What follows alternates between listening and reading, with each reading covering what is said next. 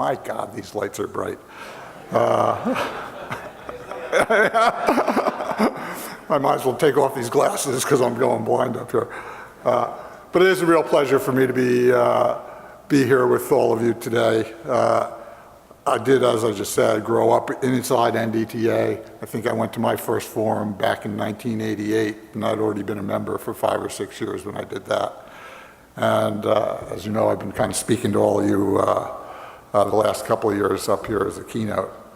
I'm going to do kind of what I've been doing the last couple of years. I'm going to depress you all by talking about the defense budget. I'll talk a little bit about where we are in legislation.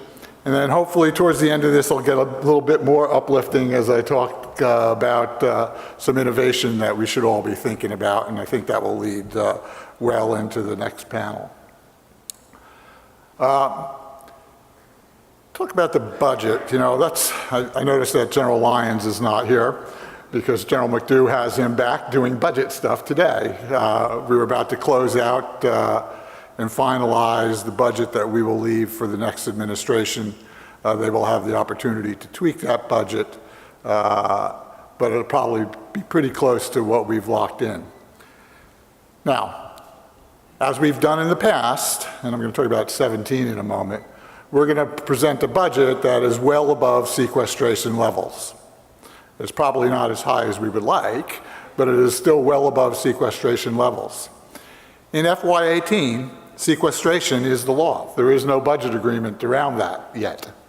So the new president, one of the first things they're going to have to face is what they want to do to deal with the budget situation. Now, I'm not going to talk about what's going to happen in the election next week, but I'll make a projection, make a little guess up here. You know, they were resetting the stage. We were talking about whether I had an act, so let me do a Carmack act real quick. No matter who is elected president, no matter what happens in the Senate, whether it stays Republican or it flips to a Democratic lead, we are still going to have a budget impasse.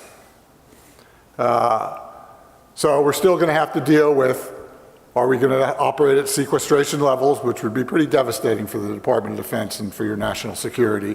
And frankly, the same probably true on the domestic side. I'm not an expert on that. Because we have some significant bills to pay. You know, we are, for those of you who track this, you know, Secretary Carter is out talking about some of the things we're doing in innovation, some of the demonstrations that we're putting on. He's talking about something we have called the Strategic Capabilities Office that he acknowledged that we've been operating with for the last 5 years, which is coming up with some creative ideas. We have some really good things going on in our laboratories, but they are all demonstration projects. There is no tail to any of those things. Things in the area of cyber and electronic warfare, extended munitions. So if those things pan out to be something that we in the Department of Defense believe we need for our national security, there's a budget hole there. There's no program behind them. So we're going to have to figure out how to do that. And of course, we do have a fully subscribed budget. Let me talk about 17 because we're assuming we're going to have a 17 budget as we're building the 18 budget. Congress is going to come back after the election. They're going to have about 10 days between Thanksgiving and it's going to be a lame duck Congress to pass an appropriation bill, not just for the department, but for the entire government. Plus, I'm going to talk about our NDTA issues in a moment as well, National Defense Authorization Act. But, you know, given the nature of the way Congress has acted, 10 days is not a lot of time to craft an appropriation bill. Now, for us, of course, they've passed a bill that is well above sequestration limits and above their own budget agreement limits. And should that follow through, the president will veto that bill. So that does not leave a lot of time for us to have a bill that's going to fund its government. So we could end up, and you know, this is a real possibility, end up in a year-long continuing resolution. So what does that mean? Well, the reality is, because of the way the budget agreement works, continuing resolution will more or less be at the cap that is in the budget agreement at about $530 billion. But what happens if you're in a CR is a whole bunch of authorities fall off the table and new starts. So we would need like essentially an appropriation act full of anomalies in order to do the business that we need to do. And let me just give you a couple of things that we need to address right away. General Lyons and I are leaving next week to go tour CENTCOM AOR. One of the things that we're dealing with in Iraq is a plethora of small UAVs that the enemy is using for both observation and for dropping munitions. And we are moving things onto the battlefield today. People say that rapid acquisition, what's wrong with you guys? Well, the reality is we are pushing a whole bunch of stuff onto the battlefield right now as we speak to address that problem. Some of those things are going to work, some of them aren't going to work. But we'd rather have it out there because having something is better than nothing, and we'll let the kids that have to operate those tools figure out what's really working and what's not, and then we'll build on that. But we have a whole bunch of money in the budget. We're going to put a budget amendment out to address that problem. Continuing resolution, no new starts. We need authorities. And frankly, that's a problem in the United States too. We have UAVs flying over US installations. And it could be hobbyists saying, oh, what's that? Or it could be bad guys saying, what's that? And we don't know. But a UAV flying in the United States is an aircraft. It is subject to FAA. You can't just get out your skeet gun and blast it out of the sky. But we're asking for some authorities in order to do that. So that's kind of the world of the budget right now. Again, when you look at what we're trying to fund into the 18 and out, we have a whole bunch of space issues that we have to deal with.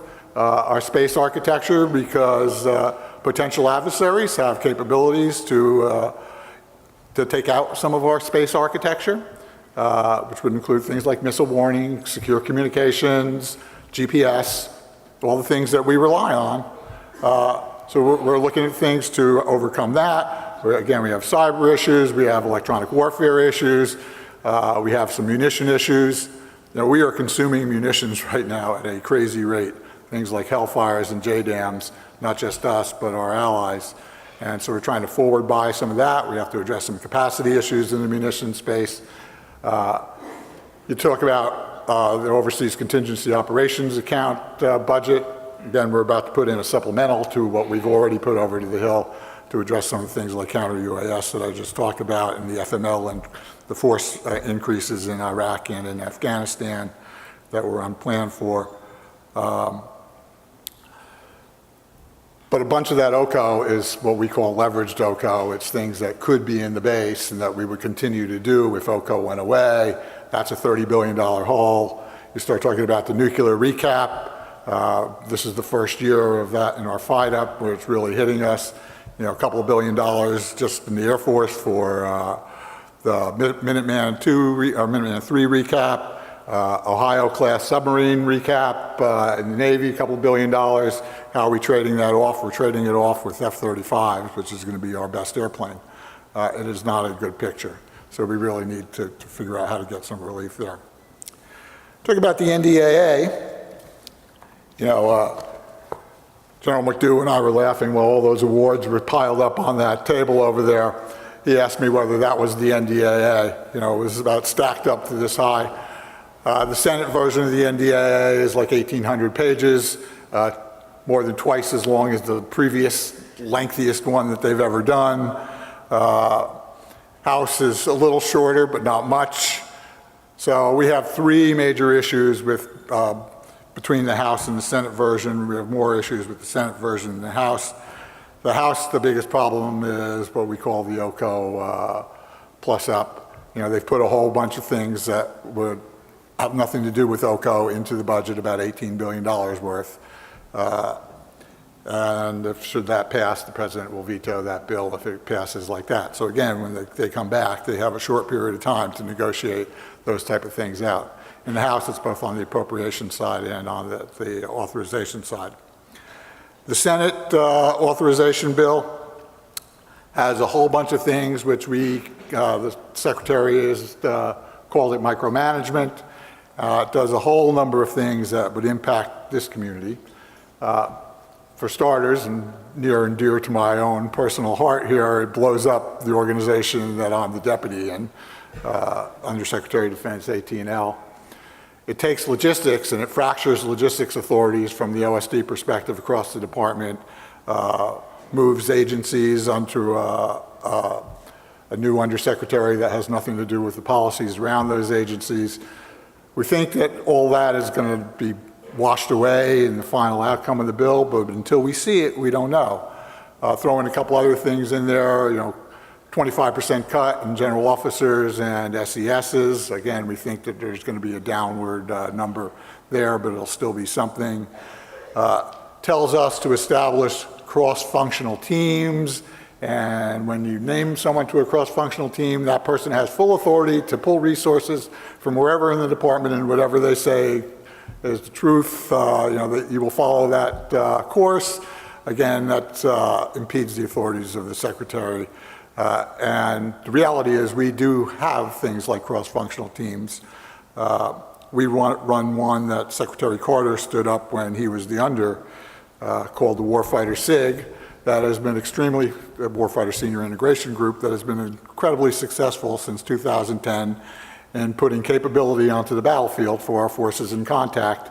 Initial focus was on our own forces, and what we've been doing today is putting great capability in the hands of the Afghan National Forces, both air and ground forces, and now for the Iraqi forces and for the Syrian forces that are about to surround Raqqa.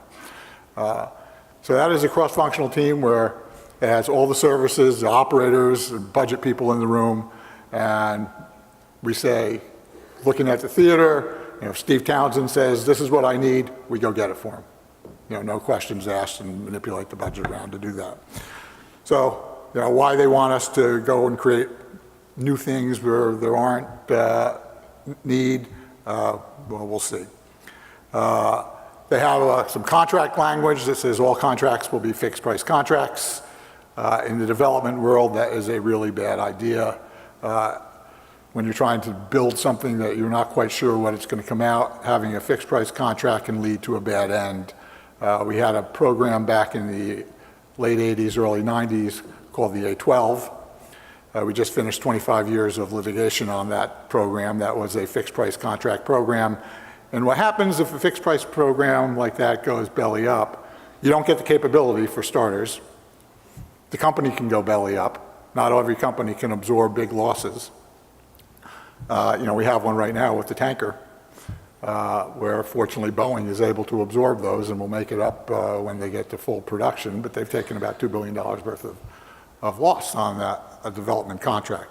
So that's a bad idea.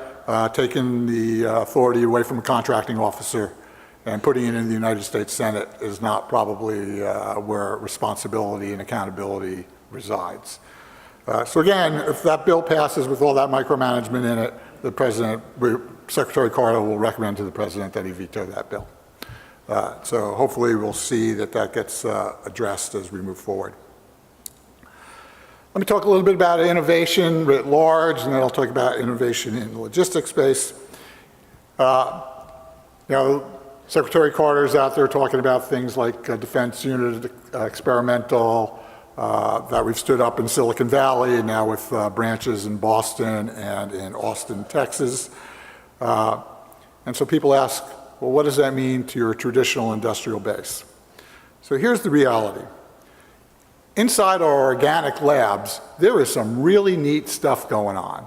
If anyone in this room ever has the opportunity to walk through a DoD lab, you will be impressed with the things that are going on there. Some of them have long lead times, they're demos that are being developed.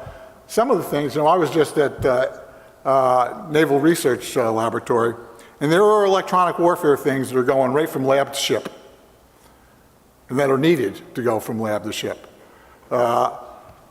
So there's some great things going on there. And of course, our traditional industrial base, the Lockheeds, the Boeings, the Raytheons, companies in this room, Leidos, for example, are doing some really great stuff. The point of standing up things like DUIX is because we want to harness the full might of America's industrial base. We want to make sure that people who aren't thinking about defense start to think about defense. So if you're a startup in Silicon Valley or in Austin or in McLean, it doesn't matter where you are in the nation, down the road here. If you're a startup and you think you're bringing something to the commercial market, there may be things that you're developing that are good for us. In fact, there are things that you might not be at the monetary point where it's good for the commercial market, but it'll be good for us, good for your national security. And we want to make sure that we have the capability to reach out to that full industrial base. And despite the word on the street, we know how to do rapid contracting. It's not, everything is not a 10-year wait for a contract or a 10-month wait or whatever it is. We can do rapid contracting when you have a good tool and we think that it's worthwhile. And we can put that on contract and we can go out and test your opportunity. So we're working through that, and that's the point of things like the UIX. But recognize that that is just a facet. It is the full might of America's industrial might. Talk real quick about, for this community, and certainly for General McDew, and I assume, Darren, you might have talked about this a little bit yesterday, but what it's going to be like in a great power competition. So what does strategic mobility in a contested environment look like? So we have to go back to the basics here, but it's different. So if you think about getting forces to Europe or getting forces across the Pacific and arraying those forces to win in combat across the Pacific, and I'm not saying that we're ever going to go to war with Russia and we're going to go to war with China, but deterrence means something, and the ability to do it is pretty important in our ability to not have to go to war with any of those nations. We have to start thinking about how to do that again. And here's what's changed. For starters, in the old days, there wasn't precision-guided munitions, and there wasn't omnipresent ISR, intelligence, surveillance, or reconnaissance, so that not just us, but the adversaries can see where we are and what we're doing. And you throw in the precision-guided capability that, of course, we have and they have too, and the long-range munitions that the Chinese have, and it becomes a really different way of doing strategic mobility. We ran what we call a strategic portfolio review on it this summer in the building, leading up to some budget issues, but that was just scratching the surface, and I think you'll agree with that, General McDew. We have a long way to work through that. We start looking at what it would, closure times in Europe. In the old days, you had a NATO infrastructure, and we had much more robust forces there that could deal with that. But the infrastructure is not there. Some of the capabilities you had to draw on rail cars and trucks and infrastructure inside Europe have withered away, and we really need to start thinking about what that means and how to reconstitute that. So that's a task for all of us in this room to start thinking about. Last thing I'm going to talk about is innovation in the log space and the logistics space, and some of the implications of what that could mean. A couple of weeks ago, Lieutenant General Mike Dana invited me down to Camp Lejeune to look at some things that the Marine Corps was doing.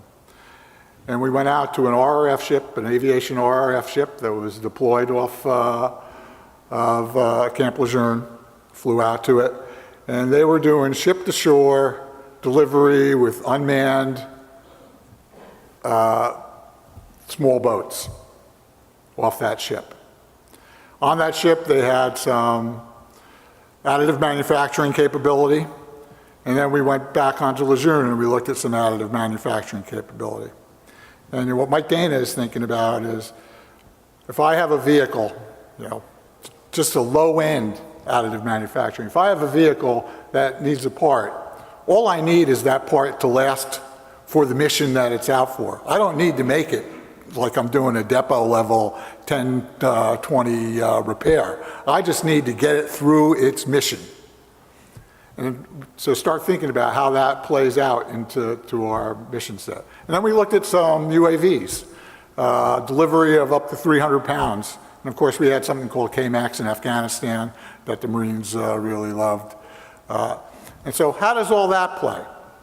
And again, this is something that we in the Department of Defense don't have we're thinking about it, but I know that the commercial sector is thinking about it even more. And we need to team up with what the good ideas are in the commercial sector. So, if I'm gonna have beer trucks going down I-25 delivering cases of beer from Fort Collins down to Colorado Springs, where does that play on the battlefield? And I know the Marines and the Army are already thinking about how that plays. What does that mean? Can I have underwater UAV delivery in the Pacific where it's safe delivery? How does that play out? When we start talking about additive manufacturing, let me talk about big data, big data. Another area that we can draw on the full might of Silicon Valley and the commercial sector that's sitting in front of me to get better at the business that we do. And in the logistics business, it's how do you plan, what parts are you moving, what's your predictive requirement.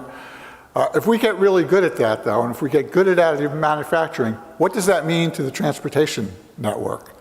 If I don't have to move as many parts, or parts at all, for that matter, what does that mean to the capacity of the airlift and sea lift sectors that we rely on? So before we get to that point where we're really good at some of those things, we should start thinking about those implications now so we can shape how these things evolve. And it's not too soon to start, trust me. You look at the good and the bad. We all live in a digital age. That digital age came with all sorts of great benefits to us, including things like GPS and connectivity. It also came with great risk to us. I should have talked about this when I was talking about mobility in a contested environment. It came with the cyber threat.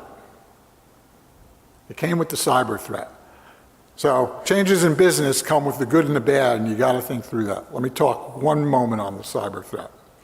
The cyber threat is real. So we're seeing it play out daily in the newspaper. If you didn't believe it before, you should believe it.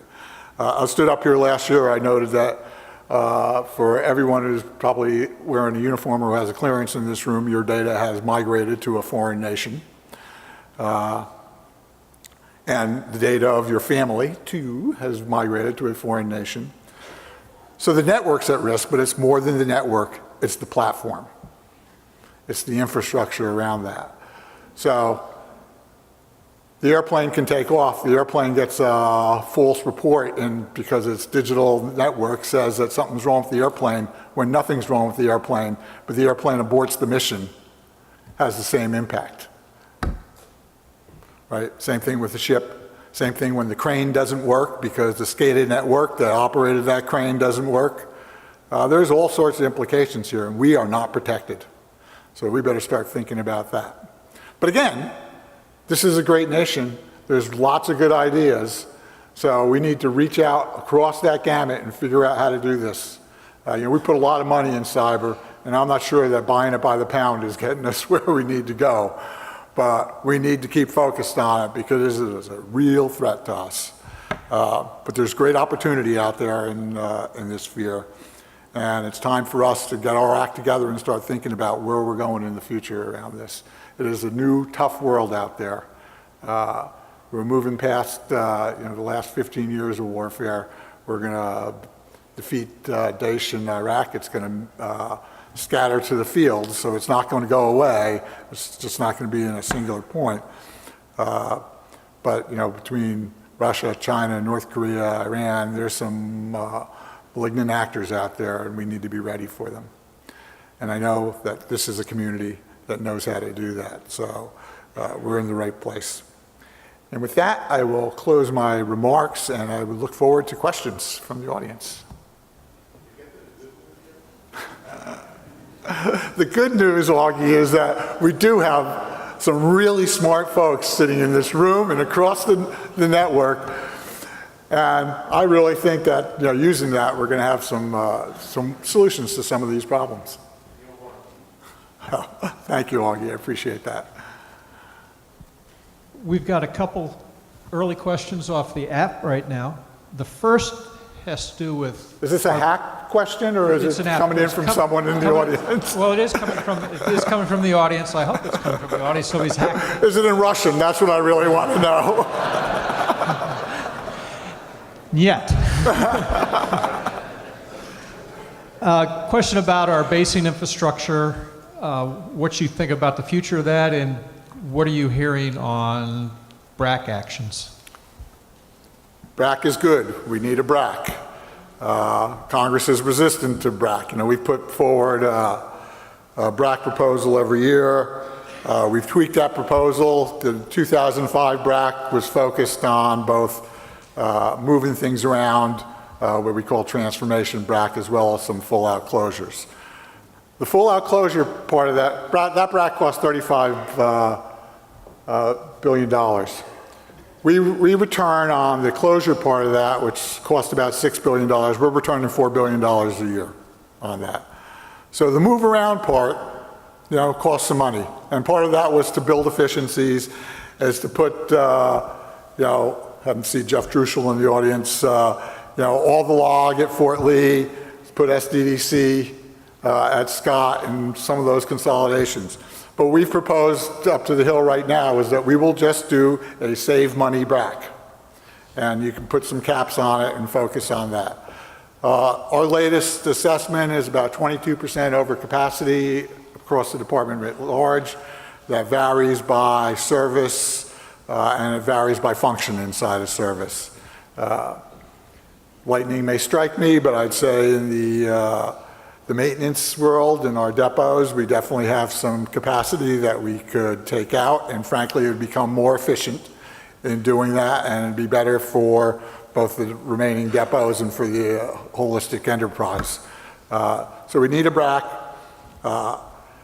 Hopefully, you know, the new administration takes that on. The word is that there are some senators that are interested in doing this at this point. I won't go further than that. Again, lightning may strike me. But if we get serious about it, it's something that we need to save some dollars. Got one on cyber. What's your comfort level that if there were a cyber incident today that would affect DoD logistics, whether it's on the government side or on our supporting industry partner side, that we've got the ability to share the information about that attack and to respond to it? You know, we have a clause that's a pretty recent clause in the Defense Contracting Regulations, the DFAR, that requires companies that have been cyber attacked to report those attacks back through our network, through something we call the DIB, so that we can get authorities to look at the source, do some damage assessments.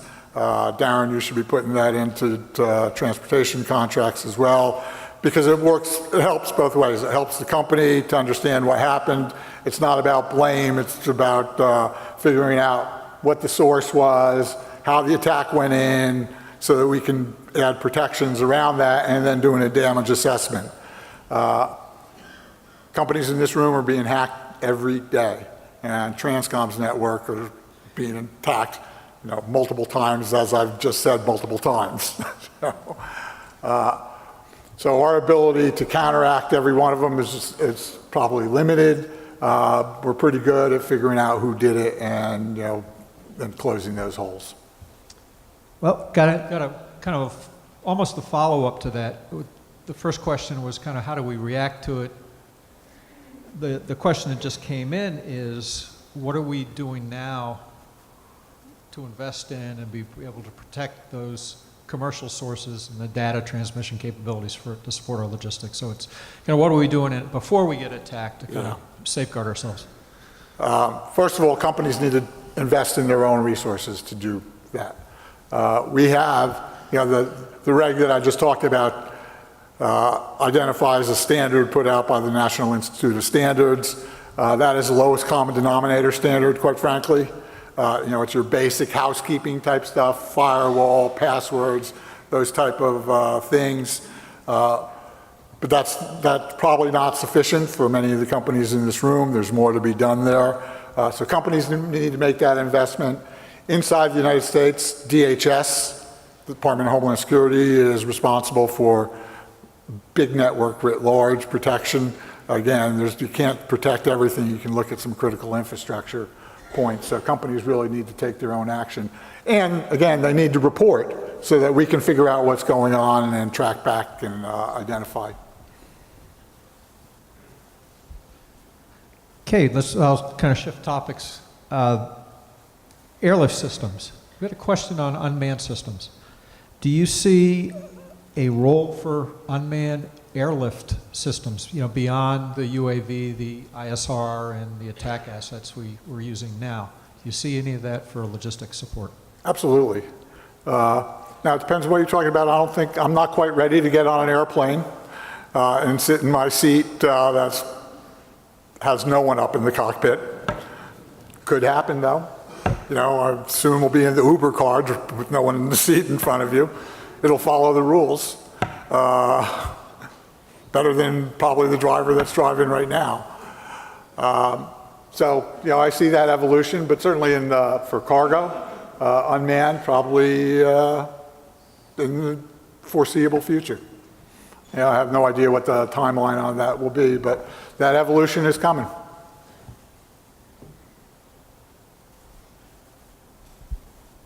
A question earlier related to some of your ideas on innovation investments, and that is,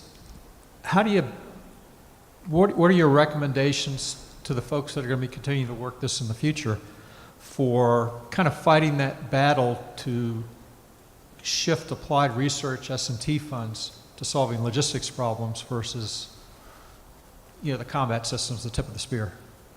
How do we fight? How do we do that fight? You need a champion, really. Look, our S&T dollars for the most part are going to go to combat systems. That's what we're about, and that's the right call. But again, I can talk for the Marine Corps, for example. I know that General Neller has given General Dana a good chunk of cash to go experiment with logistic systems. And I know the Army is, the drones that I looked at down at Camp Lejeune were actually Army Research Laboratory projects that the Marines were teaming with. So that money is out there. It depends on how you apply. But you need someone to go in and say, here's a good idea. We just had I was not there, but at the Council of Logistics Directors that Admiral Brown chaired down at Fort Belvoir a couple of weeks ago, I had Dr. Melissa Flagg, who's our Director of Research, went down there and talked to the logistics community about opportunities inside the DoD lab structure. So there's plenty of opportunity, just got to reach out and grab it. Got a question on recap strategies for strategic mobility competing with the DoD budget challenges. So it kind of starts to bore down into that previous question. How can DoD help industry with their own recap challenges? I don't know how DoD can help industry with their recap challenges. Industry more or less figures out how to do their own when they need to do their own infrastructure upgrades. But we can certainly encourage on more efficient, fuel-efficient airplanes, for example. Inside our own space, again, one of the things that came out in the Mobility Spear this summer was it's time to start looking at recapping the sea-lift fleet, our organic sea-lift fleet. We're probably going to need some help from some folks in this room in order to get some legislative relief that we're going to need in order to do that in a cost-effective manner. I will lay that out as going forward, and again, it's something that General McDougall is all over.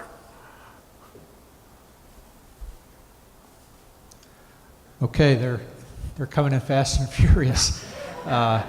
You mentioned that we as DoD can get contracts or approvals completed quickly if we need to. How can we speed up those processes and that speed for the acquisition of software so we can use it faster? So again, you know, it depends on the complexity of what you're trying to buy. And you're right, it's a space, software is a space that needs some work. Here's my, you know, I was at a conference last spring, and a general that I really respect, a 3-star, got up and started talking bad about the contracting workforce. Because he wanted things on contract much quicker too. And when I got up, I challenged him and I said, look, here's the 3 things you really need to have good contracting. The first thing is you need a requirement, right? And that's not the contracting officer's issue. So whoever wants something needs to articulate what it is that they want. And then you can go out and get that. And if you know, there's some room for fuzziness in there, but you really need to articulate what you want. The second thing is what the enterprise that I lead needs to provide, which is a well-trained contracting officer. So if you have a really good contracting officer, the way I always phrase it is they can make the FAR sing. Right? They can, oh, you want to do this? Well, clause blah, blah, blah, blah, can get you that, and they go off and get it. And fortunately, I work with some folks that are like that. Claire Grady, who runs our contracting enterprise, being one. Her predecessor, Dick Ginman, was another person like that. And those folks are out there. Now, I also recognize the further you get away from the leadership out in the Beltway, you know, contracting officers get more risk adverse. Because if I do this, I will get blamed. And that's where the third thing comes in. Contracting is commander's business. Contracting is not about contracting officers, it is commander's business. So if you want a contracting officer to go do some innovative contracting to get you what you need on contract in a rapid manner, you better be willing to stand up behind him and take the risk, share that risk. I mean, I say that to the guys that we have in theater doing contracting all the time. You know, do not hear the footsteps of Cigar behind you. You worry about Mick Nicholson and Steve Townsend. Don't do illegal, but take risk and get done what needs to get done. But that commander needs to be able to stand up behind you. If I give you a well-trained contracting officer and you want something done, then you need to stand up behind him. Next question is about kind of the overarching structure of logistics and the organizations that manage and operate logistics within the department. And what does your gut tell you about the future of the relationships and the authorities between the major defense logistics agencies, Transcom, the services, materiel commands, just the entire, are there big changes that you foresee in the way we organize and approach supporting the forces? I actually don't. You know, I think we've come a long way. Those relationships are actually honed pretty well after 15 years of war. What I always tell people, if you want to talk about DoD logistics, do not start at the material commands, do not start at like looking at the industrial side of DoD logistics. Start at the battlefield and work your way backward and see how that support network works. And then see how the organizations are functioning and look for those rub points and smooth out those rub points. And you know, I think the DLA Transcom relationship right now is as good as it can be. I shouldn't say as good as it can be. It's very good. It can always get better. Everything can always get better. That's the idea of continuous process improvement. And I think the relationship with the materiel commands, who have much broader, you know, they own the R&D infrastructure for the most part in the services, depending on certainly in the Air Force and in the Army. So, you know, it's a big enterprise out there, all focused, and I think that it's set. And you don't want to get it so big that it's unmanageable. I got time for one more if you Okay. Sure. If you had a chance to leave a note in the top desk drawer of the next Secretary of Defense, I might. With your list of 3 discrete initiatives, new processes or capabilities needed for the safe and sufficient transportation to support the U.S. military for the next 10 years, what's on that list? Oof. Look, here's, you know, the Secretary of Defense normally does not even know that he has this enterprise. He knows that he has General McDough to like go make things happen, I want forced closure. You know, right, the current Secretary of Defense, who has a pretty decent understanding of logistics, and is, you know, here, the current secretary has actually been in a DLA disposition yard. You know, it's probably the only time the Secretary of Defense has been there. He just came back from theater and passed a note down and said, these closure times aren't good enough, go make it change. You know, Duncan McNabb sitting in the audience, John Handy sitting in the audience. I mean, these guys know what Secretary says, go do, and this enterprise goes and does. So the note really is, you have this capability, and you know, your logistics enterprise can deliver. And we've proven it over and over. I think that's a good closer.